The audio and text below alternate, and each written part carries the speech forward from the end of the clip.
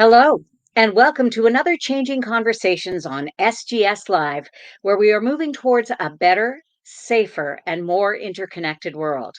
I'm PJ Kwong, and we are celebrating Cybersecurity Awareness Month with three different LinkedIn Live events and various webinars for which you could register. But this is the first. And we're going to talk about navigating cybersecurity risks in the automotive sector with TISAX and ISO 21434. In an increasingly interconnected world, the automotive industry faces unprecedented challenges when it comes to cybersecurity risks. Manufacturers and developers need to ensure their cybersecurity protocols remain up to date to ensure continued compliance with regulations and customers' requirements. So, what should we be looking at? Let's find out with my SGS expert guests. First up, Akil Gupta, graduate engineer in electrical and mechanical engineering and lead auditor and trainer SGS Knowledge.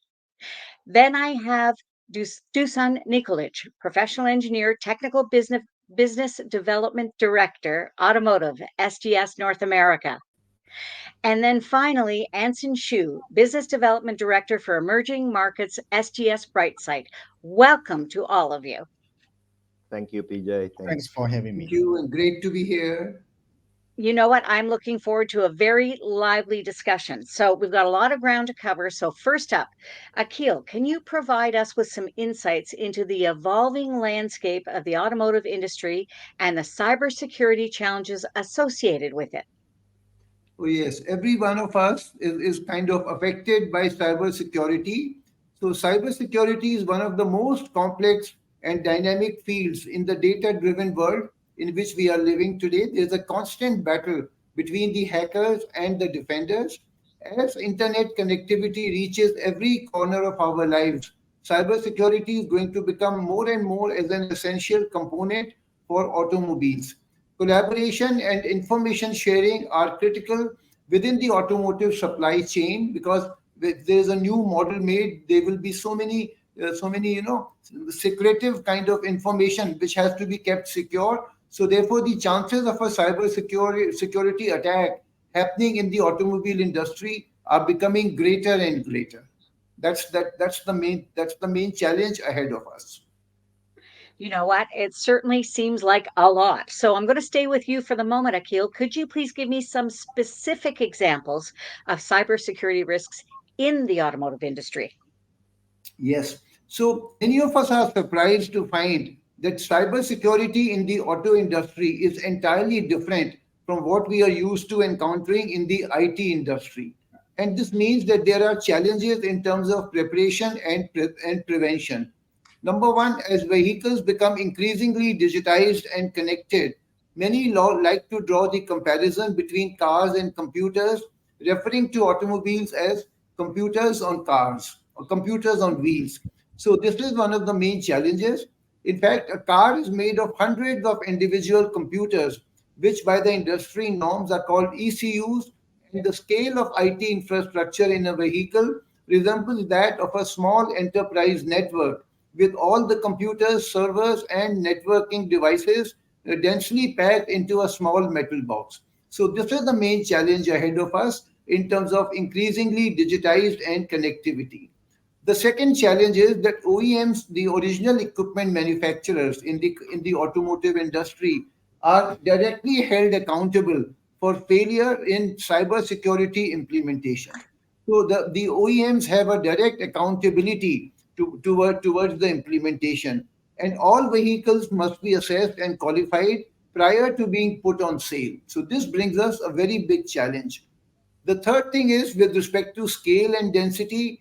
In a car, there are more than 30,000 hardware components, and therefore the connectivity increases to a very large extent.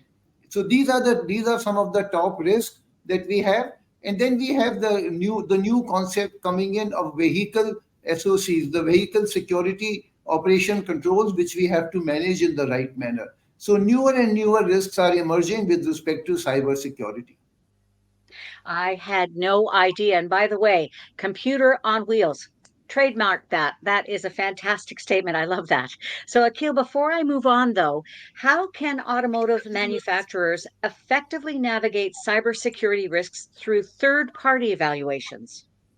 Yes, so fortunately, a lot of new standards are now coming up and now getting into vogue. So fortunately, the German Automobile Association took the lead, and they developed a platform so that the everybody in the supply chain in the auto component industry, everybody could be assessed for their cyber security risks, and each partner in the supply chain needs to follow the requirements. So most of the OEMs now are insisting the everybody within the supply chain to get assessed, and mitigate the risk of cybersecurity. So this is what is going to happen. So, Dusan, I'm going to come to you because we've obviously covered some of the bases. And by the way, for my guests, feel free to jump in on each other's answers if you have something that you'd like to join. So, Dusan, how do automotive suppliers typically undergo assessment for compliance, and what is the process like? So, PJ, we already know that all automotive tier one suppliers to IATF clients, OEMs, have to be IATF 6949 certified. IATF 6949 is a quality management system standards, our automotive quality management system standard. It's basically built on ISO 9001.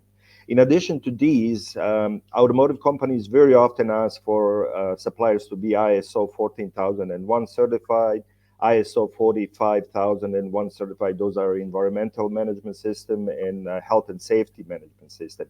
And as Akil already mentioned, we have a computer on wheels. So imagine only, how many different compliances the automotive suppliers face now. So they have to basically, based on the product they build, they have to fulfill certain safety requirements, cybersecurity requirements, uh, data exchange requirements. So we do have several standards that we're going to touch on in the next 5-10 minutes. So to achieve compliance to all these standards, what the companies need to do is basically reach out to a third-party certification body who are accredited by accreditation bodies to do assessments and provide certificates for all these standards that we mentioned.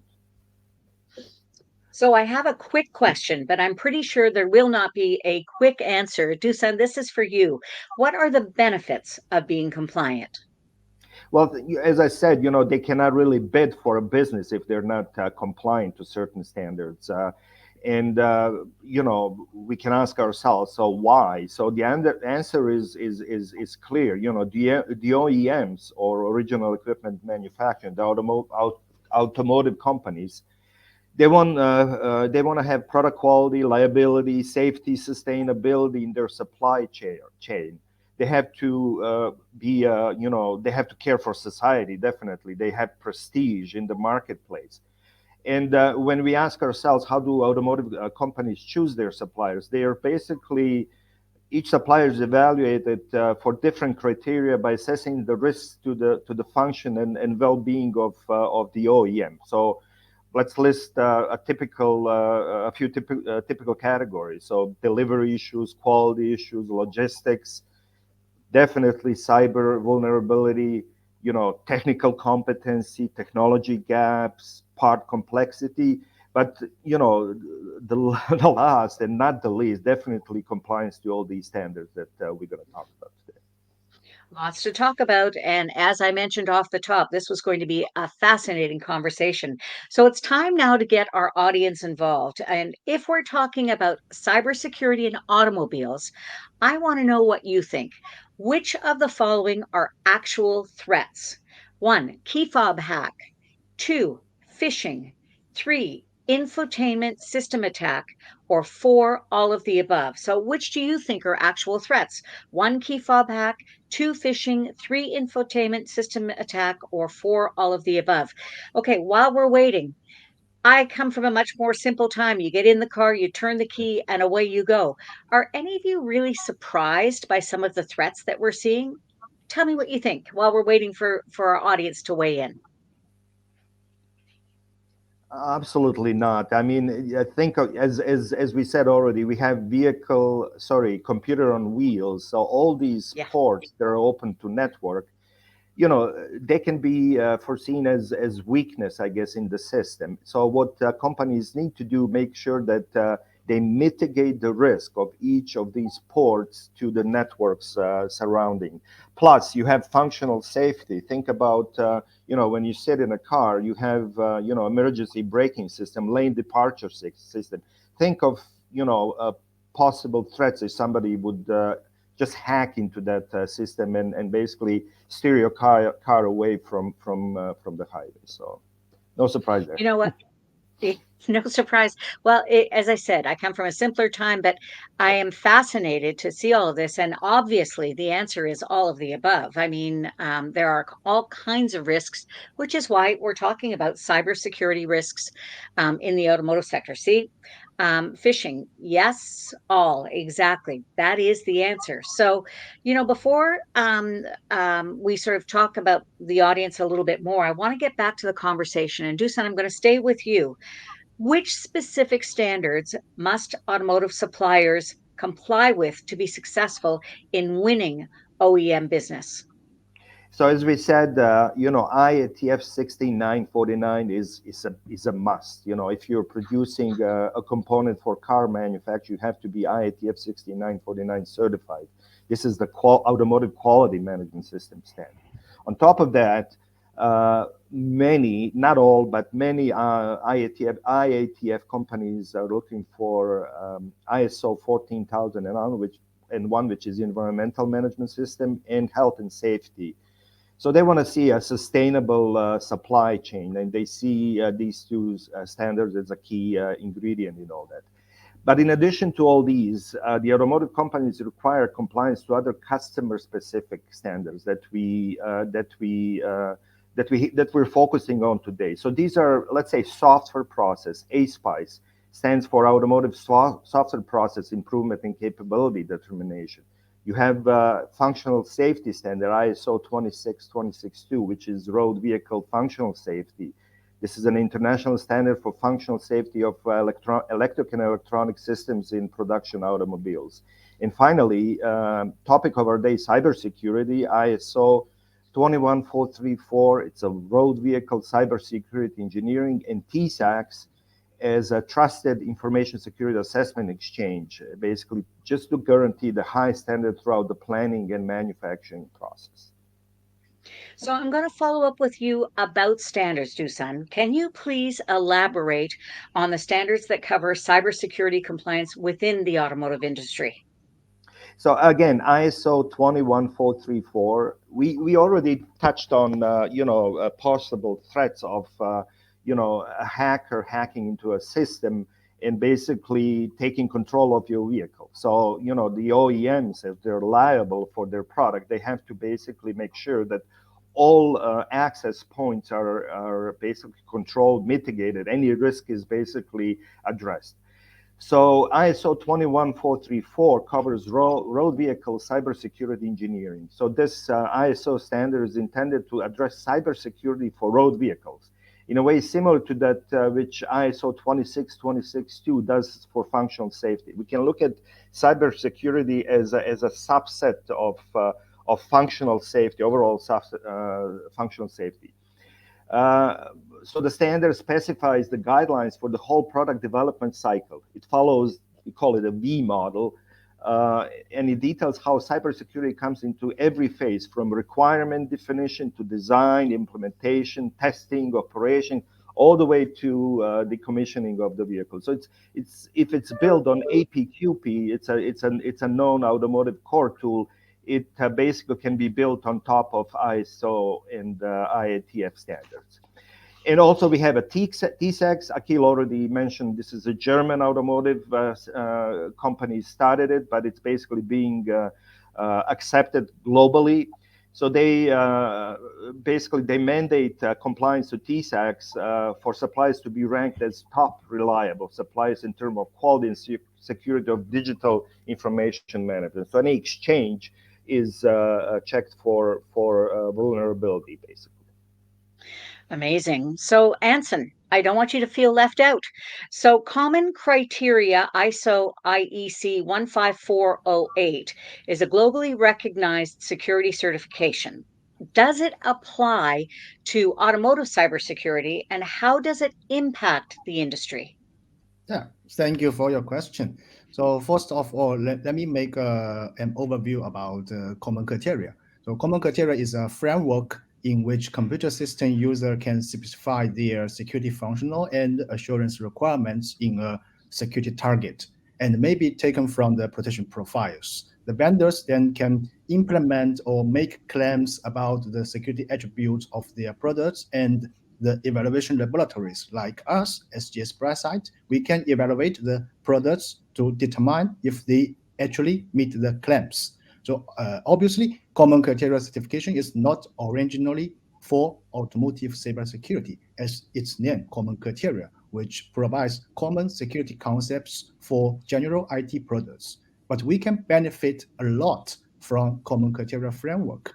The common criteria concepts provides the security basics for Tara analysis, the threat modeling, and threat analysis and risk assessment, which nowadays is commonly used in automotive cybersecurity field. Additionally, for specific security solution, security components, we can use common criteria security certification to demonstrate the security assurance of the solution in order to build the confidence from the tier one, from the OEMs, such as the OTA solution, the HSM module, and etc. Besides that, common criteria also provides the security composition approach, which is meaningful to integrate the certified components together to have a total secure solution for vehicles. Regarding the impact to the industry, I would say with more cybersecurity demanding comes up from the automotive cybersecurity field, independent and high assurance security certification will be a wise choice for the solution providers to promote their products, to promote their solutions into automotive industry. Mm, I would say product security certificate will be the key to open the door of the OEMs of the Taiwan. Anson, great information. So, Dusan, I'm going to come back to you for a moment because I'd like it if you could please explain what TISAX is and highlight the benefits of being TISAX compliant for automotive manufacturers. So as we said, TISAX, all supply chain of tier one, all the chain, I guess, not only tier one, but lower tier suppliers, they require an implementation of an information security management system. So TISAX is one of them, not only, there's ISO 2701 as well, which is not specific to automotive. TISAX is specific to automotive. So the reason for this requirement lies in desire to guarantee high standards throughout the planning and manufacturing process. So if you can imagine, manufacturers work very closely with their suppliers, often involving them directly in product development process, their daily basically communication, data exchange, even financial data. So to do that, they must pass on highly sensitive data that they exchange. But the loss and misuse of this information can lead to potentially grave economic and financial consequences.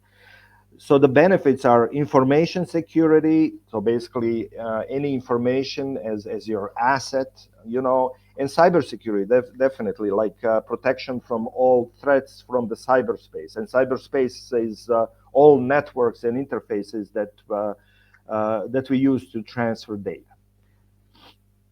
You know what?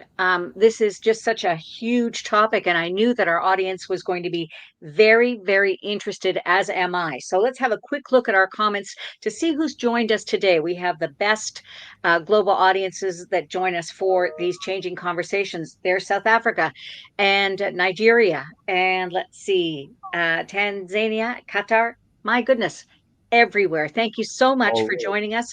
We are so happy to have you. And we are here on this SGS Live talking about navigating cybersecurity risks in the automotive sector with my SGS experts. Don't forget, there will be a Q&A at the end of this interview segment. Feel free to drop a comment or question in the chat window below. So, Dusan, you thought you were going to have to rest right now, but no. I've got another question for you. Sure. What is ISO 21434 and how does it fit within the overall functional safety of the vehicle? ISO 26262. True. Yes. A lot of numbers there, PJ. So, You bet. think of functional safety of the vehicle. So as I said, lane departure, automated braking, self-driving vehicles, all those sensors basically they fall under 26262, which is functional safety of the system. As a subset of that, you can look at 21434 as a subset of 26262, as it looks only for cybersecurity. Basically, any control module, if it's connected to network, will have a vulnerability against cyber attacks. So the combination of safety and cybersecurity assurance is basically interchangeable. A security problem may allow a hacker to disable or fool a safety system, as we said. It can basically steer your car away from the highway. So their interconnection must be properly addressed. The ISO 21434 standard is intended to address cybersecurity, as I said, in a way similar to that which ISO 26262 does for the functional safety. So the goal for any automotive suppliers is to find similarities, and there are very many similarities that you can find. They all follow the V module, and you find basically similar activity techniques and measures which can basically simultaneously satisfy requirements of more than one standard that we talked about. Wow. Anson, I'm going to come back to you. So, in the competitive landscape, how can suppliers effectively present the cybersecurity maturity of tier one components to gain trust and partnerships with OEMs? Yeah. On the assessment side of the ISO 21434, we SGS at the very beginning, we do the assessments and we provide the grading and the scoring. If all checks out, report is provided to the requesting parties and all is well and done. If not, then we follow up audit usually follows in a certain time period for the requesting parties to address and fix any non-conformities. Besides that, besides the process audit, also we can provide the security testing services for the tier one components, including like the functional testing, fuzzing testing, vulnerability scanning, penetration testing, following the testing requirements from the OEMs. And at the end, we can output a test report of the component. So, my next question is a two-pronged question for Anson and Akil. So, Anson, if you could start things off with, is there a recommended approach that should be followed in order to develop secure automotive components? And secondly, Akil, can you please explain what security considerations manufacturers need to take into account? Okay, let me answer your question first. Actually, the Okay. ISO 21434, like my colleagues do some mentioned before, it is the world first international standard for cybersecurity in automotive industry. It aims to reduce the risk of cyber attacks by embedding cybersecurity into automotive products throughout their lifetime. The standard specifies engineering requirements for cybersecurity risk management. These requirements cover the concept, product development, production, operation, maintenance, and the commissioning of series production EME system in road vehicle. So having a mature secure product development process is the basement of secure products. Akil, what can you add for me? Yes, so I'm going to talk about the second part, which is how to identify the security considerations. So here the OEMs and the manufacturers in the entire chain, they have to decide that what are the security objectives which they have to comply with. The security objectives could be related to handling of information, which could be either high or a very high risk oriented. Then the manufacturers have to decide that what exactly the area they are into. Are they into production of prototypes, parts and components? Are they into prototype vehicles, which are handling some test vehicles, protection of prototypes during events and films and photo shootouts, and then the requirements of the GDPR under the articles 28 and 7, depending upon the complexity and the high complexity. So based on this, the key to the entire security consideration is to manage the risks. That is the central of the entire conversation that we are doing. And all these standards, including the 26262, which Dusan talked about, are really trying to prepare the entire supply chain so that they are able to mitigate the risks from where the cybersecurity hackers can attack the system and can become vulnerable. So that is the entire area of security consideration. Okay, well, Anson, I have another question for you, and that is, do security certifications of components and products play a significant role in enabling VTA or vehicle type approval evaluation for automotive manufacturers? That's a good question. And the answer is yes. Let me give you an example. Like the R155 regulation mentioned in the provision 7.3.8 about the cryptographic modules. It says that cryptographic modules used for the purpose of this regulation shall be in line with consensus standards. For cryptographic modules like HSM, uh, secure hardware extension or other solutions. The FIPS 140-3 or ISO 19790 or and the common criteria certification will be accepted and will be a proof of in line with consensus standard, which means the certified components will be recognized during the VTA evaluation without any further judgment.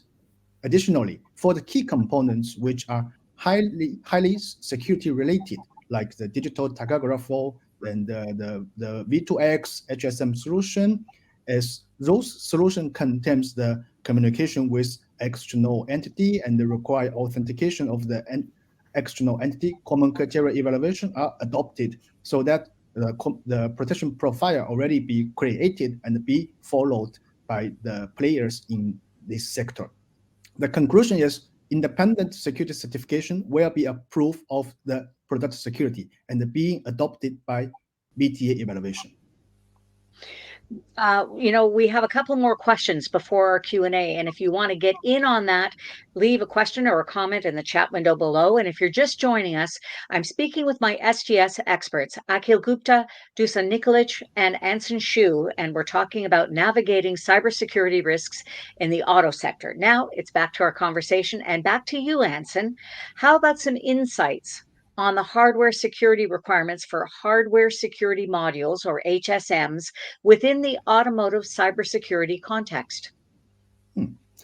The HSM idea was originally raised by EVITA in 2011, and depending on the use environment, the cost consideration, EVITA has proposed the full, medium, and low assurance HSM, but the security assurance of the HSM are not well defined in the standard SAE J3101 hardware protected security for ground vehicles. This standard proposed the high assurance HSM with embedded software shall be compliant with common criteria AR3 plus certification, and the low assurance HSM shall be compliant with FIPS 140 or equivalent to ISO 19790 security requirements for cryptographic module certification. So why J3101 proposed this? Because the HSM provides the cryptographic functions to be used for authentication and secure communications. Imagine the HSM is vulnerable, then the basics of the security functions are not assumed. Amazing. So many numbers. Honestly, Anson, that is such great information. And I have one final question before we get to our Q&A, and it's for you, Akil.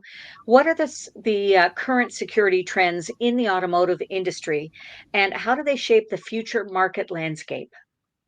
Yes. So Dusain just mentioned the requirements for every member or every part of the chain which is involved in the automobile supply chain. They need to be certified for the IATF 14696.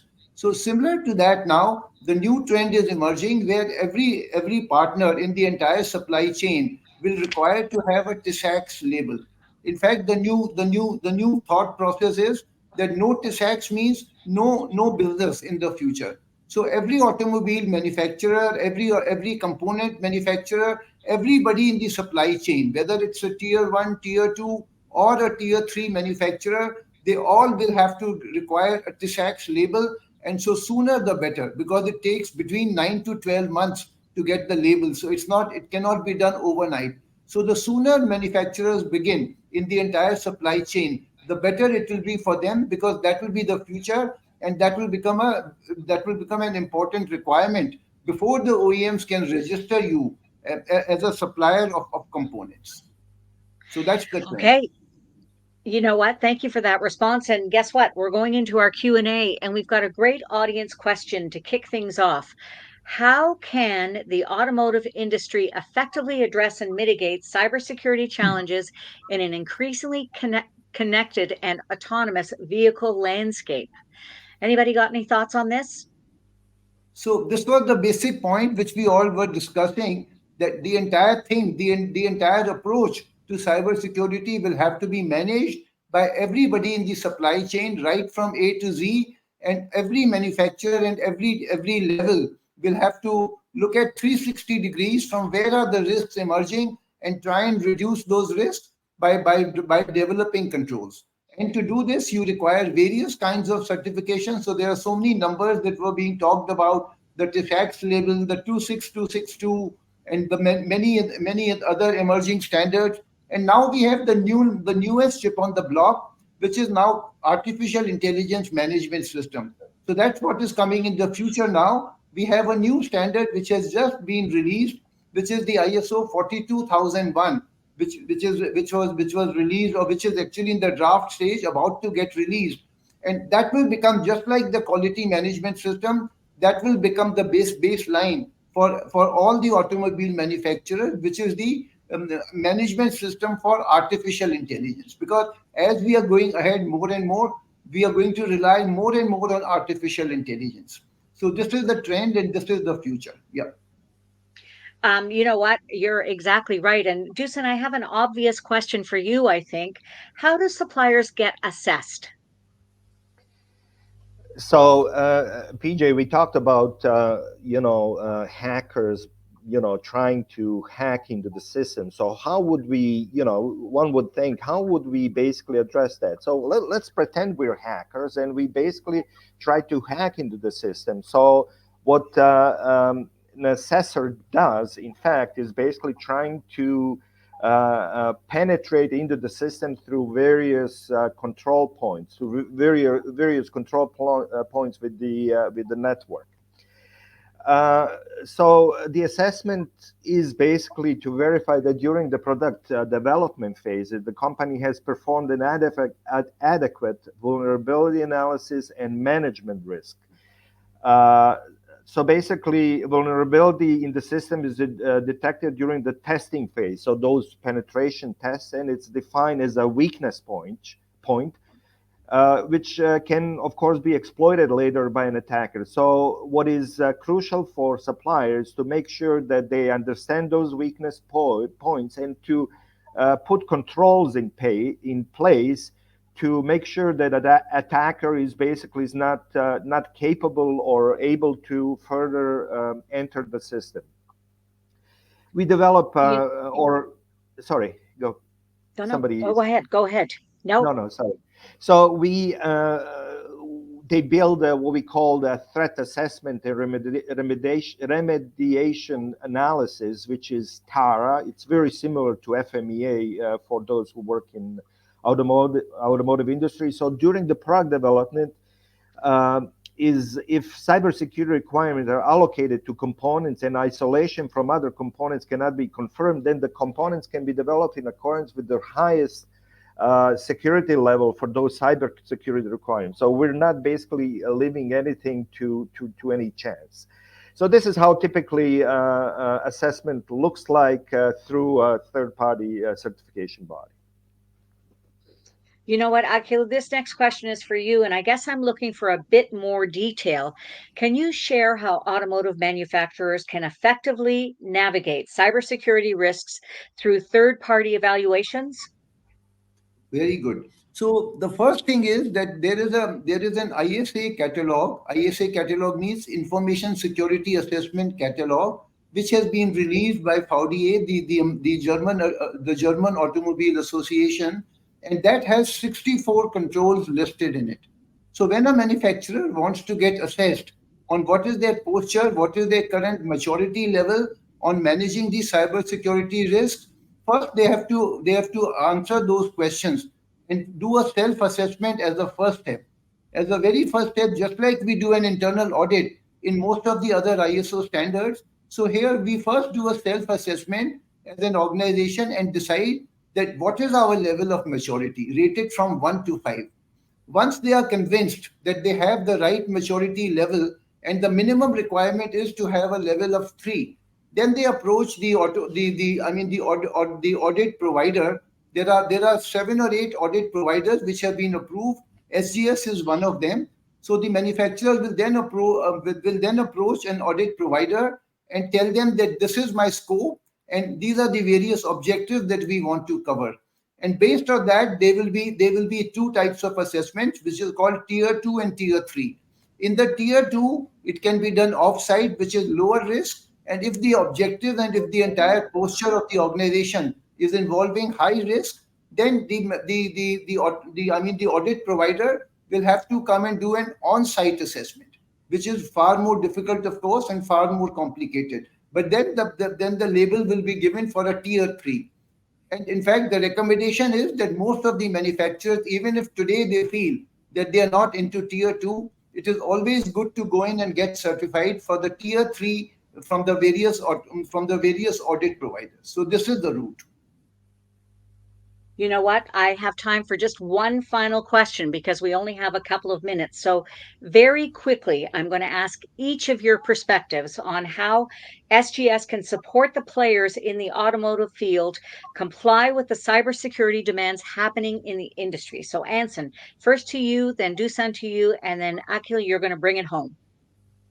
Yes, thank you. So I think I can talk about the security services that SGS present as a security laboratory we can offer to the market. So we are offering the security services covering like the basic cybersecurity awareness training, process consultancy following the ISO 21434 to help the industry players to build the CSMS system. We can offer the cybersecurity testing services focused on the automotive components, including functional testing, security functional testing, fuzzing testing, vulnerability scanning, and the penetration testing. Also, we offer the specific hardware security testing for the HSM to verify the security robustness of the HSM implementation. Additionally, we can offer the security verification by means of independent security certification, such as the FIPS 140-3, ISO 19790 certification, and SASIP and the common criteria certifications. Dusan. So, on top of all this, SGS is a certification company. So we do assess suppliers. TISAX, as Akil mentioned, You will get assessed. You make sure that the processes within an organization in all information data exchange is compliant to TISAX. You will get a label depending on your requirements. It's a level 3. We talked about that already, level 2, and so on. For ISO 21434, we are basically accredited by DAX to do certification against those standards. So basically, we make sure that companies are following certain engineering procedure, that they basically do their due diligence when developing their products. Akil. Yeah. So gradually, more and more certification will require to be done. Every organization will require to, first of all, nominate and have in place a team which is going to ensure that all the required certifications are going to be in place. And then every organization needs to develop a complete management system to manage the entire cybersecurity. And within that, they have to manage various subsystems. So every organization will decide to have a risk management system. They will decide to have a change control management system, a communication management system, an information transfer management system. So the entire world is going to become more and more complex and more controlled by so many regulations and so many standards which are floating around and which will become more and more as essential requirements. Thank you so much for such great information. And unfortunately, we're going to have to stop things here. I'd like to thank my SGS expert guests, Akil Gupta, Dusan Nikolic, and Anson Shu, for joining me today to talk about navigating cybersecurity risks in the automotive sector. I want to remind you that you can register for our webinars or the other 2 LinkedIn Live events that will be taking place on October 17th and 26th as part of our Cybersecurity Awareness Month. You will be able to register and follow a link on our page in order to avail yourself of all of the amazing experts worldwide that you're going to be able to hear from. This has been a wonderful and informative and interesting session. I'm so glad that you joined us. I'm PJ Kwong. Thanks for watching, and bye for now.